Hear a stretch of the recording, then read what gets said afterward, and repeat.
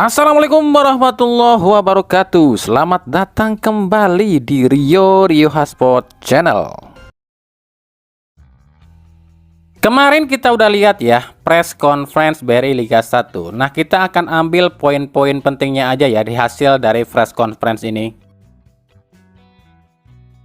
Yang pertama, VAR. VAR ini akan digunakan satu musim penuh, yang artinya nggak ada satupun pertandingan yang nggak pakai VAR. Semuanya pakai VAR ya. Yang kedua, wasit asing itu cuma 1 bulan sekali loh ya. Jadi nggak setiap pertandingan atau setiap pekan ada wasit asingnya. Cuma sebulan sekali dan laga penting-penting aja ya yang pakai wasit asing. Yang ketiga, cuma kapten yang boleh protes ke wasit. Jadi, jika ada pemain yang protes ke wasit selain kapten, maka pemain itu akan langsung kena kartu kuning.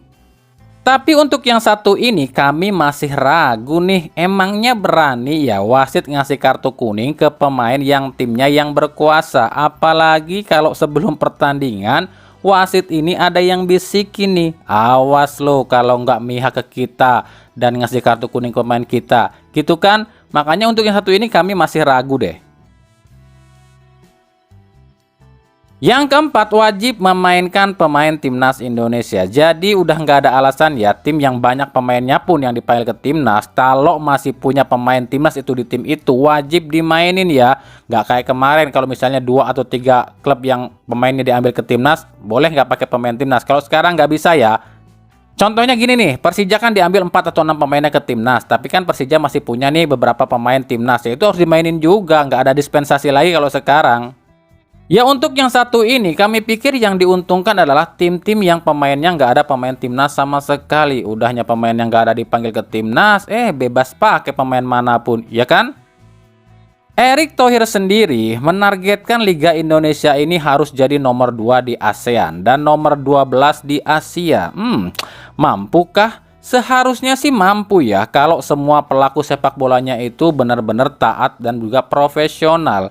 Klubnya harus patuh pada peraturan, pemainnya harus lebih dewasa lagi, supporternya harus lebih tertib, komdisnya harus lebih adil dan gak berat sebelah, pelatihnya jangan sok ingin menang sendiri. Ya bisa, kalau semuanya itu bisa dibenahi dan ditaati peraturannya ya pasti bisa lah, tapi kita lihat nanti. Lalu bagaimana sih caranya agar liga ini bisa terus naik dan jadi nomor 1 atau nomor 2 di ASEAN bahkan Asia? Kita ambil contoh Malaysia nih. Malaysia ini pakai cara instan, yakni dengan membebaskan klub pakai berapapun pemain asing. Yang penting ketika di liga cuma 6 yang boleh jadi starter. Contohnya aja JDT alias Johor Darul Takzim. JDT adalah tim dengan pemain asing dan naturalisasi terbanyak se-ASEAN. Kalau di total jumlah pemain asing dan naturalisasi JDT musim ini mencapai 19 orang atau separuhnya dari total skuad JDT yang 32 pemain. Tujuannya jelas ya, agar ketika JDT ini main di kompetisi Asia yang jumlah pemain asingnya nggak terbatas, JDT masih bisa bersaing. Jadi gini nih, JDT itu kan saat ini punya 11 pemain asing, ditambah 8 naturalisasi, yang nggak apa-apa di Liga Malaysia mah asal kalau di Liga itu cuma 10 yang boleh main. Dan dari 11 pemain asing tersebut kan di Asia kan nggak terbatas nih, mau pakai berapapun pemain asing silahkan aja kalau di Liga Asia. Nah itulah trik dari Malaysia agar liganya naik peringkat. Sebab peringkat liga itu di Asia ya, itu kan tergantung pencapaian klub di kompetisi Asia. Ya JDT bisa kayak gitu, bisa beli pemain berapapun, bisa beli pemain asing siapapun. Karena di Malaysia kan nggak ada yang namanya financial fair play. JDT adalah tim yang kuat duit, ya bebas dong mau beli pemain manapun dan berapapun. Tapi lihat klub lain di Malaysia yang miskin, pasti ngap-ngapan. Uang buktinya mantan klubnya pelatih Persib aja, Boyan Hodak, yakni klub KL City, sekarang ini kena denda loh sama FIFA lantaran nunggak gaji dan juga lisensi AFC-nya dicabut gara-gara nunggak gaji. Kan akhirnya ada ketimpangan dan kejomplangan. Tim-tim yang kaya raya yang kuat duit bebas beli pemain berapapun dan bisa berjaya berkuasa alias mengakuisisi ataupun mungkin istilahnya diktator lah di liga. Sementara tim-tim yang miskin dan gak kuat duit ya berantakan di Liga Malaysia. Di Indonesia mah masih mending, PSSI masih adil. Klub boleh pakai 8 pemain asing. Nggak pakai 8 pemain asing pun boleh, asal sesuai financial fair play. Tujuannya agar buat mengurangi tunggakan gaji dari klub. Dan klub itu nggak bisa seenaknya jor-joran beli pemain, tapi utang mah numpuk. Dan tujuan lain diterapkannya financial fair play oleh PSSI agar liga itu lebih seru dan gak didominasi oleh satu tim aja. Jadi tiap musimnya bisa ganti-ganti, ada persaingan lah di liga, nggak kayak di Malaysia kan, JDT lagi, JDT lagi. Kalau di Indonesia nggak diterapkan yang namanya financial fair play, itu mungkin tiap musim ya. Bisa kehitung lah siapa yang juaranya, Dewa United, Bali United, Persib, karena kan 3 klub ini yang saat ini disebut klub kaya raya ya. Meskipun kita tahu lah di Indonesia itu masih ada sistem ABS alias asal bapak senang. Ketika pemilik klub itu ada dalam jajaran anggota PSSI, maka kemungkinan jadi juara semakin besar. Tapi kan dengan adanya financial fair play ini setidaknya bisa sedikit mengerem lah untuk para klub ini belajar jor-joran, yang akhirnya akan terjadi seperti di Malaysia. Klub kaya raya major-joran, sementara klub yang lain justru nunggak gaji. Itu udah terjadi loh musim lalu. Makanya diterapkanlah financial fair play. Makanya kita akan lihat nih seperti apa sih hasil dari program-program PSSI untuk tahun ini atau musim ini ya. Karena musim ini benar-benar ya liga ini sekarang dipegang oleh PSSI. Apakah akan lebih baik dari musim-musim sebelumnya atau masih tetap sama seperti kemarin-kemarin? Karena ya itulah, mau sekuat apapun PSSI berjuang dan merubah liga, kalau pelaku di dalamnya seperti klub, pemain, pelatih dan juga lain-lain nggak mau diajak diajak maju, diajak modern, yang tetap akan tidak bisa. Jadi kita tunggu saja.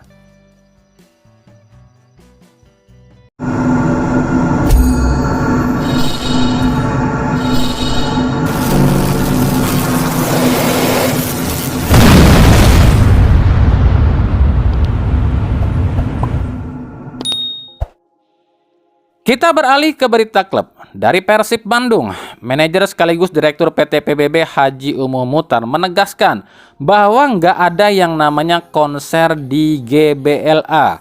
Bahkan WHO siap mempersengketakan jika ada pihak yang memberi izin konser di GBLA. Sebab menurut WHO, GBLA saat ini dikelola oleh PT PBB. Jadi setiap ada acara apapun dan siapapun itu nggak berhak memberi izin penggunaan GBLA tanpa seizin pihak PT PBB. Nah, berikut pernyataan dari WHO.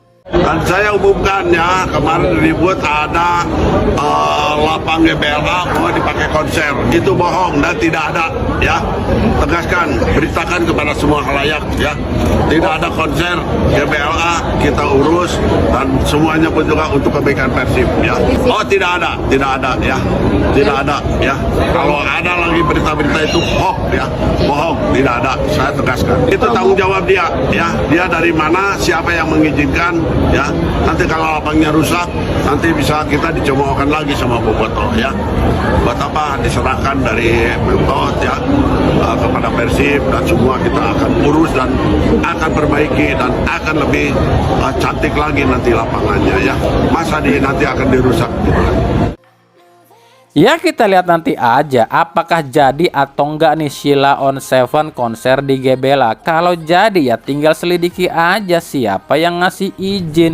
Kalau ternyata ada dari pihak PT PBB yang ngasih izin, mending pecat aja tuh orangnya. Kan artinya udah jelas dia ini cuma nyari duit dari PT PBB. Nah, menyongsong musim baru ini di Persib saat ini ya, khususnya di para kalangan bobotoh, ada hal yang tengah jadi sorotan. Ya, ini ada 3 nomor yang mungkin nomor-nomor ini tuh sudah lama atau mungkin sudah lama nggak gacor dan juga udah lama nggak menonjol kali ya. Nomor apa aja sih itu? Yang pertama nomor 4. Nomor 4 ini tuh terakhir kali dipakai oleh Putu Gede, tapi itu pun cuma setengah musim aja, sebab sebelumnya nomor 4 ini tuh dipakai oleh Bayo Fikri. Nah, nomor 4 ini sempat mencuat atau dengan gacor-gacornya itu ketika dipakai oleh Boyan Malisik. Nah, musim ini Nomor 4 ini dipakai oleh Gustavo De Franca. Jadi harapannya para boboto ini, Gustavo ini bisa menjadi the next Boyan Malisic di Persib. Yang kedua adalah nomor 18 yang saat ini dipakai oleh Adam Alis. Nomor ini tuh kalau nggak salah ya, gacor-gacornya itu ketika dipakai oleh Shohei Matsunaga ya di musim 2017 silam. Setelah itu nomor ini seolah tenggelam. Sempat dipakai Ferdiansa tapi juga nggak berkembang juga. Dan yang terakhir adalah nomor 37, salah satu nomor yang dianggap keramat di Persib. Sebab biasanya pemain yang pakai nomor ini tuh gacor, tapi gacornya cuma sebentar. Ya seperti Billy Kerap, Bruno Katanhede, dan saat ini nomor 37 ini dipakai oleh Ferdiansa. Nah, apakah Ferdi ini akan gacor musim ini tapi sebentar, atau mungkin akan tenggelam seperti musim-musim sebelumnya?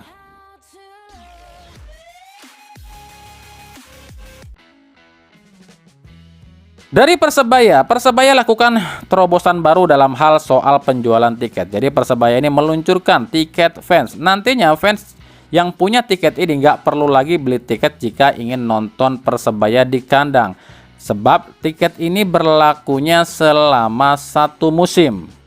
Pihak Persebaya mengklaim jika terobosan ini lebih bagus demi menghindari pemalsuan tiket dan susahnya penonton mencari tiket sehingga nantinya malah termakan rayuan calo.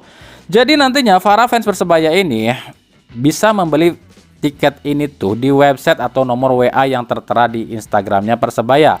Satu tiket fan ini berlaku selama 1 musim, tapi cuma laga kandang aja lo ya. Gimana menurut kalian? Rugi nggak nih beli tiket fan ini selama 1 musim nih? Tapi cuma nontonnya di kandang ya. Kan kalau laga di kandang itu 1 musim ada 17 laga. Kalau 1 laga itu harga tiketnya 100.000, harganya sekitar 1.700.000. Tapi kan kita nggak mungkin dong 17 laga itu nonton semuanya. Tapi kalau kalian membeli tiket fans ini, harganya itu cuma 1.192.000 selama 1 musim. Nah, ada untung atau sekitar 600 ribuan lah. Nah, gimana? Masih tertarik? Nah, gimana? Kalian tertarik mencobanya? Nah, silahkan saja. Kalau kalian tertarik, silahkan hubungi nomor WA ofisialnya Persebaya berikut ini ya.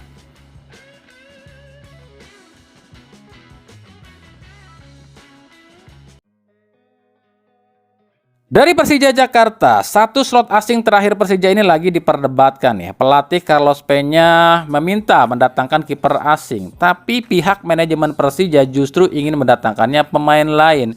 Salah satu kiper asing yang masuk dalam bidikan Carlos Peña adalah Ruan dos Santos yang saat ini main di Liga Paraguay. Penampilannya cukup apik dengan 8 kali clean sheet musim ini. Tapi manajemen Persija lebih tertarik atau terlanjur negosiasi dengan gelandang asal Jerman Arnold Sue yang harganya memang lebih murah dibandingkan Ruan. Buat kami ya ini sih udah kisah klasik di Persija hampir tiap musimnya, di mana manajemen selalu ikut campur urusan pemain. Padahal kan pelatih yang lebih paham yang mana yang harus dibutuhkan, yang mana yang lebih dibutuhkan. Persija memang butuh kiper sebab ya menurunnya performa Andri Tani dan angin-anginannya si Cahya Supriyadi. Sementara gelandang memang udah menumpuk ya di Persija saat ini. Memang kalau kami perhatikan di Piala Presiden kemarin, ya, kelemahan Persija ada di sektor gelandang. Tapi ya kita tunggu aja nih, apakah manajemen Persija akan menuruti Carlos Peña atau tetap dengan egoismenya? Maka siapa yang akan dipilih? Apakah Arnold Sueu atau Ruan dos Santos?